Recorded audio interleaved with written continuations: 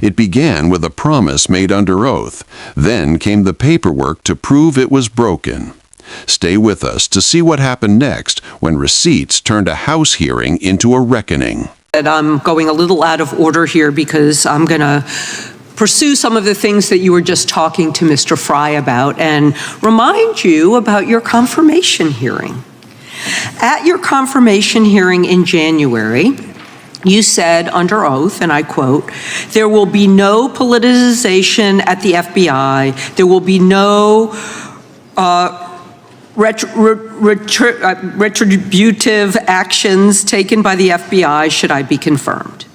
And in your written response to the Senate questionnaire, you said, I quote, "Personnel decisions shall be based on performance and adherence to the law, and every FBI employee will be held to the absolute same standard, and no one will be terminated for case assignments." So I want to just go through a couple scenarios with you to get a sense of whether you think these are examples of politicization of the FBI or making decisions based on the performance and adherence to the law. So, first question. Would hiring FBI agents, analysts, and supervisors from only one political party being politicization of the FBI or making personnel decisions based on performance and adherence to the law? We don't ask FBI people, applicants, where their political parties are. Mr. Patel, do you ask FBI applicants who they voted for? The FBI does not. Are you aware that in the lawsuit that Mr. Driscoll filed against you and the FBI, he was asked who he voted for? Since that lawsuit has been filed and it's ongoing litigation, I'm not able to comment. Well, but it also means that you just said that what happened in his situation didn't happen. So we will go on to the next question. Let me ask you an even easier one. Does firing agents for working on the cases that they were assigned to and that the president didn't like, is that politicization of the FBI or making personnel decisions based on performance and adherence to the law? The FBI doesn't terminate anyone based on case assignments alone. Has the FBI ever been sued by somebody who felt that they were terminated based on case assignments? In the entire history of the FBI, I'm sure they have. No, since your tenure. I'm sure there's ongoing litigation.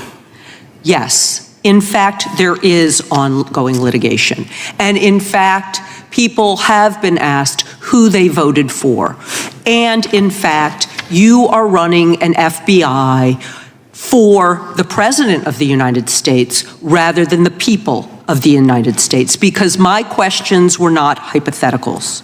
They are the things you have done during your tenure.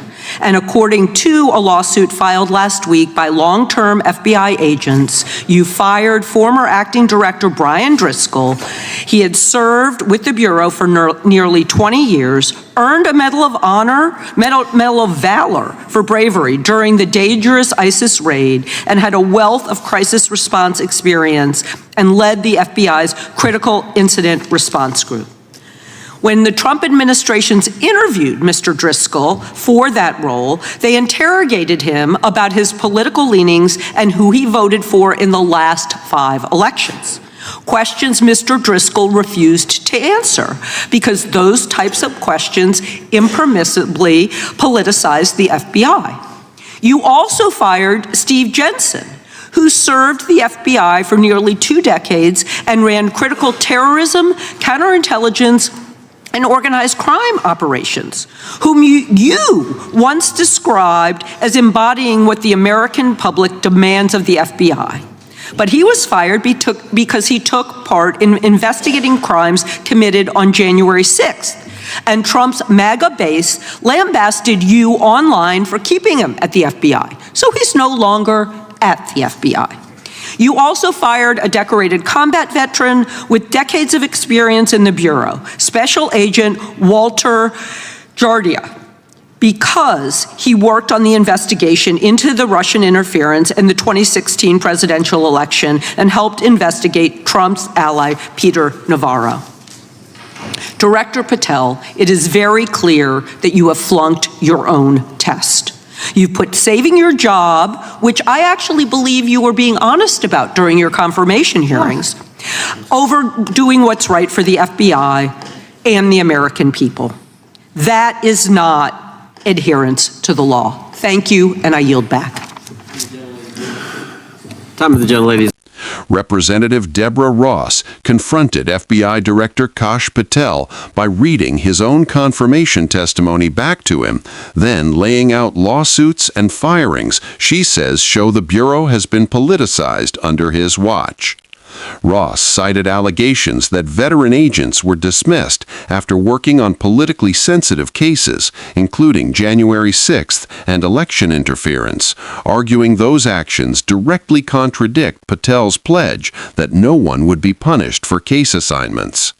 Patel denied wrongdoing, but the exchange exposed a larger concern for viewers at home: whether political loyalty is now being tested inside federal law enforcement. Stay engaged and follow this story, because the independence of the FBI affects public trust far beyond Washington.